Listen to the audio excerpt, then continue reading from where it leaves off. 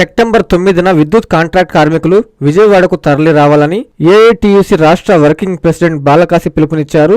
ఆయన మాట్లాడుతూ కూటమి ప్రభుత్వం అధికారంలోకి వచ్చిన తర్వాత కాంట్రాక్ట్ అవుట్ సోర్సింగ్ ఉద్యోగుల సమస్యలపై నిర్లక్ష్యంగా వ్యవహరిస్తుందన్నారు. కూటమి ప్రభుత్వం తీరు మారకపోతే గత ప్రభుత్వాలకు పట్టిన గతే పడుతుందన్నారు. కార్మిక రంగ సమస్యలపై ప్రభుత్వాలు స్పందించకుంటే ఏఐటీయూసీ ఆధ్వర్యంలో రాష్ట్ర వ్యాప్తంగా ఉద్యమాలకు మరోసారి శ్రీకారం చుడతామన్నారు. ఈ కార్యక్రమంలో ఏఐటీయూసీ జిల్లా అధ్యక్ష కార్యదర్శులు Kommi Narayana, Yamala Madhu, working president B Sudhakar, నాయకులు కృష్ణ, మహేంద్ర, పెంచలయ్య, సుబ్బారాయుడు, శిరీష తదితరులు పాల్గొన్నారు.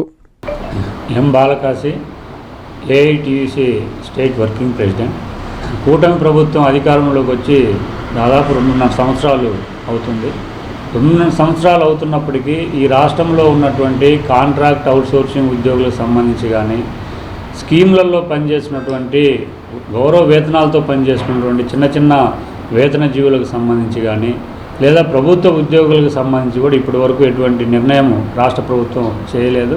వాళ్ళ డిమాండ్స్ ఇప్పటి వరకు కూడా పరిష్కారం కాలేదు. కూటమి ప్రభుత్వం ఎట్లా ఉందంటే ప్రతిపక్షాలు అధికార పక్షం పరస్పర విమర్శలతోటి కాలయాపన చేస్తున్నారు తప్ప, గత ఎన్నికల కంటే ముందు ఎవరైతే కాంట్రాక్ట్ అవుట్సోర్సింగ్ ఉద్యోగులు కానీ, ఆశాలు, అంగన్వాడీలు, మధ్యాహ్నం భోజన పథక కార్మికులు, మున్సిపల్ కార్మికులు, లేదా బీఆర్ఏలు, విద్యుత్ సంస్థలో పనిచేసినటువంటి కాంట్రాక్ట్ అవుట్సోర్సింగ్ ఉద్యోగులు వీళ్ళందరికీ సంబంధించి అనేక వాగ్దానాలు చేశారు. ఇప్పుడు 2.5 సంవత్సరం అవుతుంది. ఒక్కటంటే ఒకటి వాగ్దానం కూడా అమలు చేయనటువంటి పరిస్థితి ఉంది. అందుకని ఈ నెల 18వ తేదీన పెద్ద ఎత్తున ఏఐటీయూసీ ఆధ్వర్యంలో అన్ని జిల్లా కలెక్టరేట్ల దగ్గర కూడా ఆందోళన కార్యక్రమం మేము నిర్వహించున్నాం. పెద్ద సంఖ్యలో పాల్గొన్నాం. మేము ఈ ప్రభుత్వాన్ని అడిగేది ఒకటే, ఈ 2.5 సంవత్సరాలు మీరు మాటలతో కాలయాపన చేస్తున్నారు తప్ప గత ఎన్నికల కంటే ముందు ఇచ్చినటువంటి వాగ్దానాలు ఏవైతే మీరు కార్మికులకు ఇచ్చున్నారో ఆ వాటిల్లో ఒకటైనా మీరు పరిష్కారం చేశారని చెప్పేసి ఈ సందర్భంగా మేము ప్రభుత్వాన్ని కూడా అడుగుతా ఉన్నాం. మీరు ఇదే పద్ధతులకైనా కొనసాగిస్తే, మాటలతోటి కాలయాపన చేస్తే, ఇచ్చినటువంటి వాగ్దానాలను అమలు చేయకుండా ఎవరైతే చిన్న వేతనాలతో పనిచేసినటువంటి ఉద్యోగుల పట్ల ఇదే నిర్లక్ష్యాన్ని మీరు కొనసాగిస్తే కనుక ఖచ్చితంగా గత ప్రభుత్వానికి ఏ రకంగా అయితే బుద్ధి చెప్పున్నారో మీకు కూడా అదే గతి పడుతుంది అనేది ఈ సందర్భంగా మేము ప్రభుత్వానికి చెప్పదలుచుకున్నాం. ఇది అసెంబ్లీలో చూసినట్లయితే పరస్పరం ఆరోపణలు తప్ప మేము ఏం చెప్పాము, ఏం చేయాలన్నటువంటి కూడా ఎక్కడ కూడా పరిశీలించేటువంటి పరిస్థితి లేదు. చంద్రబాబు నాయుడు గారు అలాగే ఉన్నారు, లోకేష్ గారు అదే పద్ధతిలో ఉన్నారు. ఇక పవన్ కళ్యాణ్ గారు అయితే సరే ఏ రోజు కూడా సామాన్య ప్రజలకు సంబంధించి కానీ, కాంట్రాక్ట్ అవుట్సోర్సింగ్ ఉద్యోగులకు సంబంధించి కానీ ఆయన మాట్లాడినటువంటి పరిస్థితి ఉంది. అందుకనే రాష్ట్రంలో ఉన్నటువంటి కార్మిక వర్గంలో తీవ్రమైనటువంటి అసంతృప్తి నెలకొని ఉన్నది. ఈ అసంతృప్తి క్రమక్రమంగా పెరుగుతూ ఉన్నది.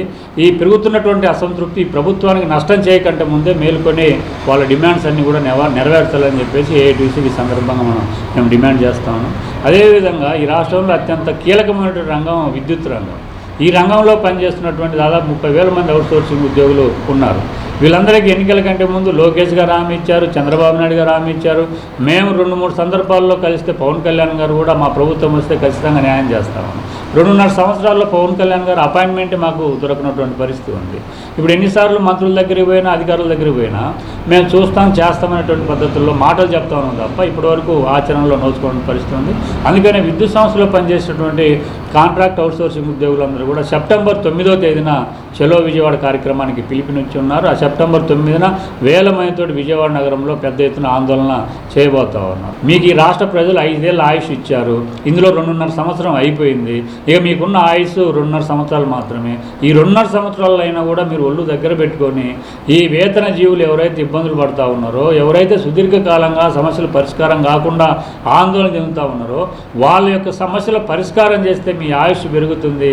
లేకపోతే గతంలో మీకు ఏ రకమైనటువంటి గతి పడుతుందో అదే పద్ధతుల్లో ఈసారి కూడా మీకు పట్టేటువంటి పరిస్థితి ఉంది. అందుకని ప్రభుత్వం కూడా ఒళ్ళు దగ్గర పెట్టుకొని కార్మిక వర్గం యొక్క ప్రయోజనాలు ఏమిటి, వాళ్ళ సమస్యలు ఏమిటి, వీటన్నిటిని సమీక్షించుకొని వాటిని నెరవేర్చాలని చెప్పేసి ఈ సందర్భంగా రాష్ట్ర ప్రభుత్వం డిమాండ్ చేస్తుంది. ఎన్ఎల్ హాస్పిటల్స్ అత్యుత్తమ వైద్య సేవలు సామాన్యులకు అందుబాటులో. అపార అనుభవం గల వైద్య నిపుణులు doctor Nagendra Prasad Kulari, managing director, గుండె వ్యాధి వైద్య నిపుణులు గారి ఆధ్వర్యంలో cardiology, neurology, surgical gastroenterology, orthopaedic, ప్రసూతి మరియు గైనకాలజీ, పల్మనాలజీ, జనరల్ మెడిసిన్ మరెన్నో పలు విభాగాల వైద్య సేవలు, అత్యాధునిక ఎక్విప్మెంట్ గల ICU, operation theatre, cath lab, 24/7 emergency మరియు క్రిటికల్ కేర్, అడ్వాన్స్డ్ మిషనరీ గల ల్యాబ్, సిటీ స్కాన్, ఎక్స్రే అన్ని కంపెనీల హెల్త్ ఇన్సూరెన్స్ సౌకర్యం కలదు. అందరికీ అందుబాటులో అత్యాధునిక వైద్య సేవలు అతి తక్కువ ఖర్చులో.